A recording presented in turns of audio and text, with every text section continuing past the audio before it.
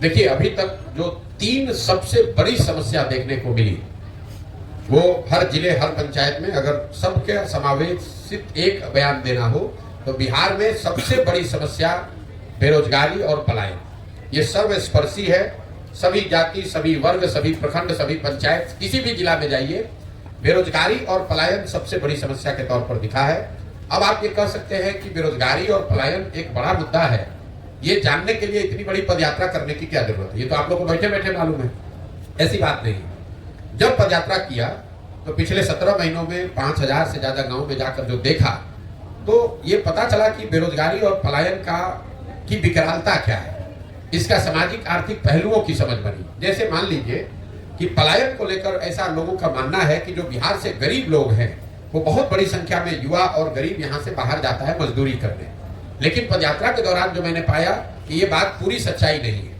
जो गरीब परिवार के बच्चे हैं वो तो बाहर पलायन कर रहे हैं मजदूरी के लिए, लेकिन जो यहाँ पर आर्थिक तौर पर समृद्ध परिवार हैं, उनके बच्चे भी पलायन कर रहे हैं, वो नौकरी और पढ़ाई के लिए। पलायन तो हर घर का बच्चा कर रहा है। गांव में अगर आप हम लोग जब जाते हैं तो करीब करीब 40 से 50% युवा, चाहे वो मजदूरी करने के लिए बाहर गया है या नौकरी पढ़ाई के लिए बाहर गया, बाहर तो सब गया है। दूसरा पता ये चला कि जिन प्रखंडों में बाढ़ का प्रभाव है, वहां पर ये पलायन का स्तर 70-80% भी हो सकता है।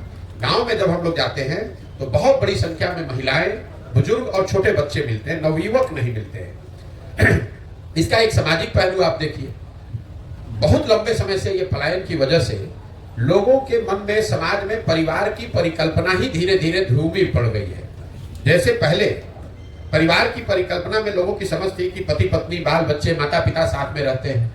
अब शायद ही कोई ऐसा घर गांव में बचा है जहां ये 3 पीढ़ियों के लोग, पति पत्नी, बाल बच्चे, माँ बाप एक साथ रहते हैं। ऐसा कोई परिवार शायद ही मिलता है, क्योंकि पलायन इतनी बड़ी सच्चाई हो गई है जीवन की। लोगों ने मान लिया है कि जो जैसे लड़का 12 साल 15 साल का ज्यादा हुआ तो या तो पढ़ाई के लिए या रोजगार के लिए वो बाहर ही जाएगा, और लोगों को इसमें कुछ अटपटा नहीं लगता है। इसका सबसे बड़ा असर ये है इतने लंबे समय तक पलायन का कि लोगों को इसमें कुछ अटपटा नहीं लगता है। लोग हमें देखने आते हैं, ये कहते हैं कि भाई आप 17 महीना से घर परिवार छोड़कर बाहर चल रहे हैं। उनको इस बात का एहसास नहीं होता है कि उनके घर के बच्चे, उनके घर के युवा सालों साल से उनको छोड़कर चले गए हैं, और साल में कभी 1 महीने 10 दिन 15 दिन के लिए कोई छठ में, ईद में, शादी विवाह में घर आता है। बाकी समय पूरे जिंदगी, जब तक आप नवयुवक हैं, जब तक शरीर में आपके दम है, तब तक आपको बाहर ही रहना है। जब बूढ़े हो जाइएगा तो आप वापस आइएगा, और आपके घर में जो जवान लड़का है वो बाहर जाएगा फिर मजदूरी करने। तो इसका सिर्फ विकरालता, इसके सामाजिक पहलू, साथ साथ इसका जो आर्थिक पहलू है। कई बार हम लोग बोलचाल की भाषा में कह जाते हैं कि बिहार के लोग बिहार में काम नहीं करता है, दिल्ली बॉम्बे में जाकर कुछ भी करने को तैयार है। ऐसी बात नहीं है। 2/3 से ज्यादा लोग जो पलायन कर रहे हैं वो मजबूरी का पलायन है। ये लोग 12 से 15 हजार रुपया महीना वहां कमाते हैं और घर पर औसतन 6 से 8 हजार रुपया प्रति माह भेज पाते हैं। ये 6 से 8 हजार रुपया भेजने वाले लोग ये स्वेच्छा से नहीं गए हैं। संभव है कि पहली बार स्वेच्छा से गया हो, कोई एक बार घूमने के नजरिए से चला गया, लेकिन 2/3 से ज्यादा लोग जो पलायन किया है जिन लोगों ने, वो कहीं ना कहीं आर्थिक सामाजिक मजबूरी से बाहर गए हैं। गांव में जब हम लोग पूछते हैं भाई क्यों गए हो, तो बताते हैं कि अगर नहीं जाएंगे तो हमारे बाल बच्चा खाना नहीं खा सकते, वो मजबूरी में गए। तो कई बार जब लोग बताते हैं बाहर लोग गया है नौकरी करने, ऐसी बात नहीं, वो मजबूरी में लोग जा रहे हैं। यही हाल कमोबेश बेरोजगारी का है। हम लोग को लगता है कि जो गरीब है, जो पढ़ा लिखा नहीं है या जो कम पढ़ा लिखा है वो बेरोजगार है। बिहार में पिछले 18 महीने चलते हुए मैंने देखा कि जो गरीब है उसकी हालत तो फिर भी ठीक है, कम से कम कुछ मजदूरी कर सकता है। जो यहाँ पढ़ा लिखा या मध्यम वर्गीय समृद्ध परिवार है, उनके लिए बेरोजगारी, उनके बच्चों के लिए बेरोजगारी उससे भी बड़ी समस्या है। जो 10, 20, 25, 50 बीघा खेत का मालिक है, कोई छोटा मोटा रोजगार व्यापार गांव में कर रहा है, वो लोग भी चल कर आते हैं और लिटरली हाथ जोड़ने को तैयार है कि भैया 20,000 का नौकरी हमारे बच्चे को कहीं दिलवा दीजिए। नौकरी की इतनी यहाँ बेरोजगारी की समस्या है। तो बेरोजगारी और पलायन ये सर्वस्पर्शी सबसे बड़ी समस्या दिखी। दूसरी जो सबसे बड़ी समस्या दिखी वो है शिक्षा व्यवस्था का ध्वस्त होना। ये एक दूसरा पहलू मैंने देखा जिसमें समाज का हर वर्ग, चाहे आप पढ़े लिखे हैं, अनपढ़ हैं, अगड़े हैं, पिछड़े हैं, हिंदू, मुसलमान, महिला, पुरुष, गरीब, अमीर, हर व्यक्ति ये कह रहा है कि बिहार में शिक्षा व्यवस्था ध्वस्त हो गई है। बिहार में शिक्षा की व्यवस्था बहुत अच्छी कभी नहीं थी। हम खुद सरकारी स्कूल से बिहार में पढ़े हैं, लेकिन पहले हर प्रखंड में, अनुमंडल में, जिले में 2, 4, 5, 10 स्कूल ऐसे जरूर थे जहां अगर आपने पढ़ाई कर ली, कॉलेज में चले गए तो आपका जीवन सुधर सकता था। आप साइंस कॉलेज पहुंच गए, पटना कॉलेज पहुंच गए तो आपका जीवन सुधर जाएगा। आज की जो स्थिति है इसमें कहीं पर वो व्यवस्था बची ही नहीं है। कई बार लोगों को लगता है कि शिक्षा व्यवस्था इसलिए खराब है कि भैया स्कूल में खिचड़ी बट रहा है। कुछ लोग ये कहते हैं कि शिक्षकों की गुणवत्ता खराब हो गई। मैं आपको बता रहा हूं ये दोनों बात में पूरी सच्चाई नहीं है।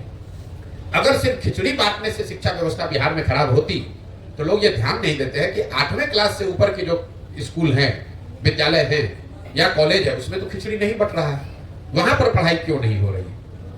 आपने अगर कहा कि नियोजित शिक्षकों की गुणवत्ता की वजह से शिक्षा व्यवस्था खराब हो गई, तो पटना साइंस कॉलेज में, पटना कॉलेज में पढ़ाई क्यों नहीं हो रहा है? सीएम साइंस कॉलेज दरभंगा में पढ़ाई क्यों नहीं हो रहा है? लंगर सिंह कॉलेज में पढ़ाई क्यों नहीं हो रहा है?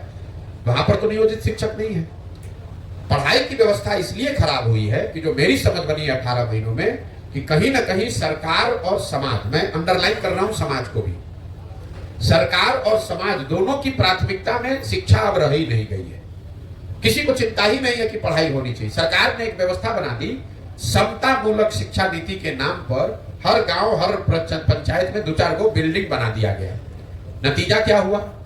जहां विद्यालयों के भवन बने वहां शिक्षक नहीं है, जहां शिक्षक है वहां विद्यालय के भवन नहीं है, जहां दोनों है वहां बच्चे नहीं है, जहां तीनों है वहां पढ़ाई नहीं। पढ़ाई की चिंता ही नहीं है। समता मूलक शिक्षा नीति बनाने के नाम पर हर जगह विद्यालय बना दिया गया, शिक्षकों को बहाल कर दिया गया और पढ़ाई की चिंता सरकार ने बिल्कुल छोड़ दी। इसी तरह समाज ने भी विद्यालयों की जो छवि थी वो शिक्षा का केंद्र के बजाय अब सरकारी योजनाओं और बेनिफिट बांटने का केंद्र हो गया कि भैया स्कूल में जाएंगे तो खिचड़ी मिलेगा, स्कूल में जाएंगे तो साइकिल मिलेगा, स्कूल में जाएंगे तो पोशाक का पैसा मिलेगा, स्कूल में जाएंगे और वहां पढ़ाई होगा, इसकी चिंता ही किसी को नहीं। तो जो गार्जियन है, जो पढ़ाने वाले परिवार भी है, वो सरकारी स्कूलों में, विद्यालयों में अपने बच्चों का नामांकन उन्होंने कराया हुआ है कि उसको पोशाक का, साइकिल का, खिचड़ी का पैसा मिलता रहे। और अगर पढ़ाना है तो उसके लिए बगल के प्राइवेट स्कूल के कोचिंग में, ट्यूशन में नाम लिखवाया है। यही हाल कमोवेश कॉलेज का है। कॉलेज की जो छवि है बिहार में, वो सिर्फ डिग्री पाने का केंद्र है। नाम लिखवाइए और 3 बरस लगे या 5 बरस लगे, डिग्री लेकर चले आइए। बच्चे भी ये नहीं कहते हैं कि पढ़ाई नहीं हो रहा, वो कह रहे भैया 3 बरस का डिग्री 5 बरस लग रहा है लेने में। एक कॉलेज में 15-15 हजार विद्यार्थी है, वहां टोटल कॉलेज में 10 क्लासरूम है। तो ये तो अभी नया नियम जैसे बना कि भाई सबको अटेंडेंस अनिवार्य कर दिया जाए। आप थोड़ा बताइए, अगर 15,000 लड़के किसी विद्यालय में, कॉलेज में आ जाए, वहां 10वीं कक्षा है, तो 15,000 आदमी बैठेगा कहां? तो कहीं ना कहीं बिहार की पूरी शिक्षा व्यवस्था को अगर एक लाइन में आपको बताना हो तो स्कूल से खिचड़ी बट रहा है, कॉलेज से डिग्री बट रहा है। समाज और सरकार दोनों के लिए बस इसका इतना ही उपयोग है, पढ़ाई दोनों में कहीं नहीं हो रहा।